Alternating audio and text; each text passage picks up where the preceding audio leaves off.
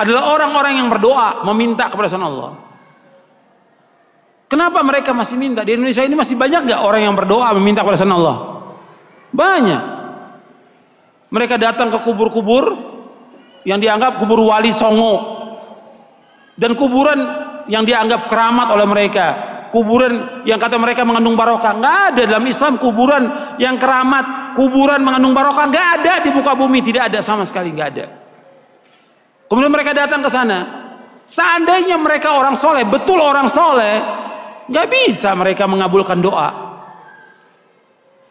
nggak bisa. Mereka mendengar pun nggak bisa.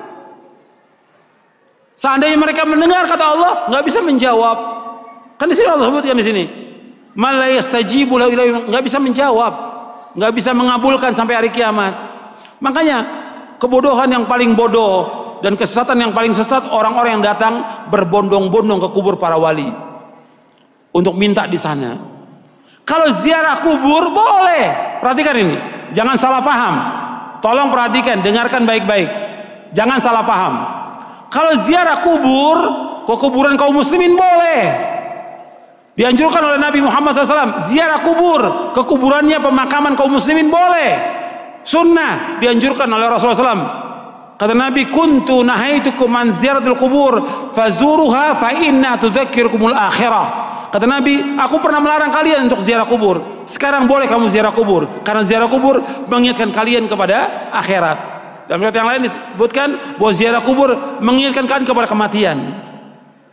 Ziarah kubur kaum muslimin boleh, tapi ziarah kubur yang dilakukan oleh mereka ini, datang ke kuburan wali dengan niat kuburan itu mengandung barokah, bahwa orang itu soleh, suci, bisa mengangkat doa mereka ke langit, kepada Allah sebagai tawasul. Mereka minta, ada yang menjadikan mereka sebagai wasilah kepada Allah, ada yang menjadikan mereka sebagai syafaat kepada Allah, ada yang mereka menjadikan mereka sebagai Tuhan yang mereka minta kepada penghuni wali, penghuni kubur itu.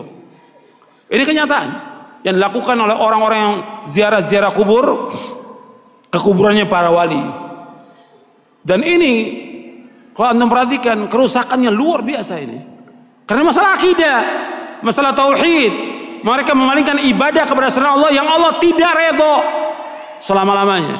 Di dalam buku atau kitab Ushulus Tsalatsa oleh Syekh Muhammad bin Abdullah dikatakan, innallaha la yarda ay yushraka ma'ahu ahadun fi ibadatihi la malakun muqarrabun wala nabiyyun mursal.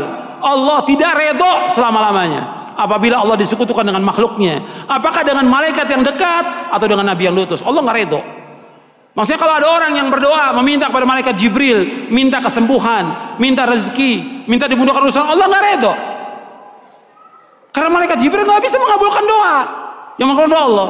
Atau kepada nabi yang diutus, orang datang ke kuburannya Nabi Muhammad SAW, minta kepada Nabi Muhammad SAW supaya dimudahkan rezekinya, supaya dimudahkan jodohnya, supaya dagangannya laris, supaya segala macam.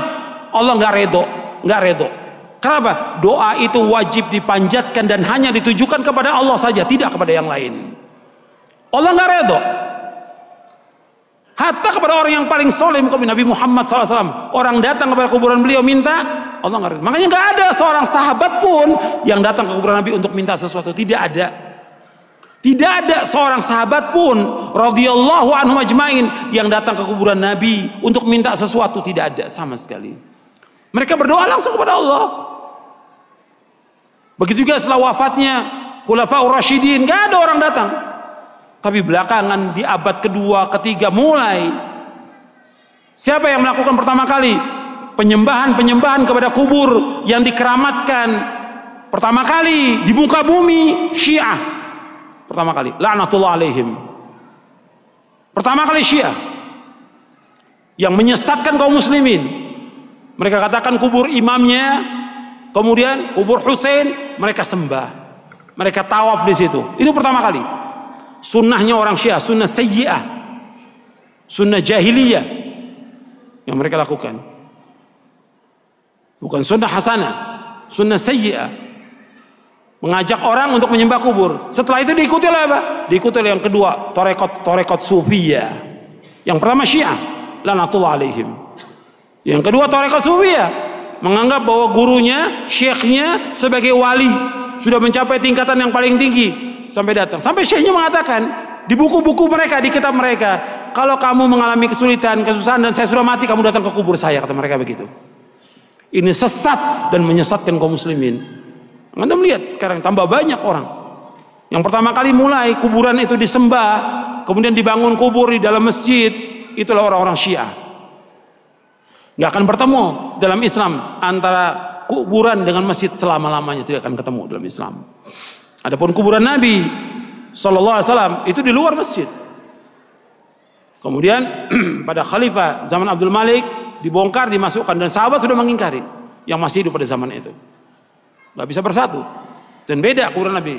Karena apa? Nggak mungkin kuburan Nabi akan dibongkar, dipindahkan ke Baqi, nggak mungkin. Karena Nabi nggak mau. Kalau di Baqi akan disembah oleh manusia. Makanya Nabi dibedakan khusus untuk Nabi dikuburkan di tempat itu dengan dua sahabatnya, Abu Bakar dan Umar. Adapun kuburan yang lain nggak boleh, nggak bisa bersatu antara masjid dengan kuburan selama-lamanya. Yang pertama kali Syiah. Karena ini perbuatan siapa? Perbuatannya orang-orang Yahudi dan Nasrani. Maka 5 hari menjelang wafatnya Rasulullah mengatakan la'natullahi 'alal yahudi wan nasara ittakhadhu qubur anbiya'i masajid wa ana anhaakum an dzalik. Mudah-mudahan, kata Nabi SAW, 5 hari menjelang wafat, mudah-mudahan Allah melaknat orang Yahudi dan Nasrani karena mereka menjadikan kubur Nabi mereka sebagai tempat ibadah. Aku larang kalian jangan melakukan seperti mereka. 5 hari menjelang wafat, 5 hari. Terus Nabi ingatkan umatnya, jangan seperti Yahudi, jangan seperti Nasrani yang mereka menjadikan kubur Nabi mereka sebagai tempat ibadah. Aku larang. Kuburan bukan tempat ibadah, kuburan. Dan nggak boleh melaksanakan perjalanan ke makam-makam, nggak boleh. Ziarah kubur boleh, tapi menentukan makam tertentu untuk ziarah mempunyai keutamaan nggak boleh. Yang punya keutamaan 3 masjid, masjid aja cuma 3 masjid dari seluruh dunia yang mempunyai keutamaan. Kata Nabi SAW dalam hadis yang sahih, ada di buku ini, la tushaddur rihalu illa ila 3 masajid, masjid hadza wa masjidil haram wa masjidil aqsa. Kata Nabi, nggak boleh mengadakan perjalanan dengan niat ibadah kecuali 3 masjid. Tidak boleh mengadakan perjalanan safar dengan tujuan ibadah kecuali 3 masjid. Pertama masjidku ini, Masjid Nabawi. Yang kedua Masjidil Haram. Yang ketiga Masjid Aqsa. Masjid aja nggak boleh. Ada di Bandung umpamanya ada masjid yang bagus, orang mengatakan bahwa masjid itu punya keutamaan, nggak boleh. Semua masjid sama. Masjid di sini, di Pustai atau masjid yang lain yang dibangun, semua sama. Ganjarannya sama kalau orang sholat di dalamnya, kecuali 3 masjid. Masjid Nabawi sekali sholat di sana 1000, lebih dari masjid yang lain. Kalau di Mekah, di Masjidil Haram, di Mekah maksudnya di Masjidil Haram saja, bukan di masjid yang lain. Di Mekah bukan, di Masjidil Haram saja itu 100.000 keutamaannya dari masjid yang lain seluruh dunia. Kalau di Masjidil Aqsa 250. Itu keutamaan yang disebutkan oleh Rasulullah Sallallahu Alaihi Wasallam. Kalau masjid yang nggak punya keutamaan kecuali 3 masjid, apalagi kuburan. Kuburan nggak punya keutamaan sama sekali. Makanya orang-orang yang datang dan meminta ke kubur-kubur, Allah menyebutkan dalam Al-Quran ini orang yang paling sesat di muka bumi. Antum catat tuh ayatnya, ya. Surah Al-Ahqaf, surah 46 ayat 5 dan 6. Ini dalil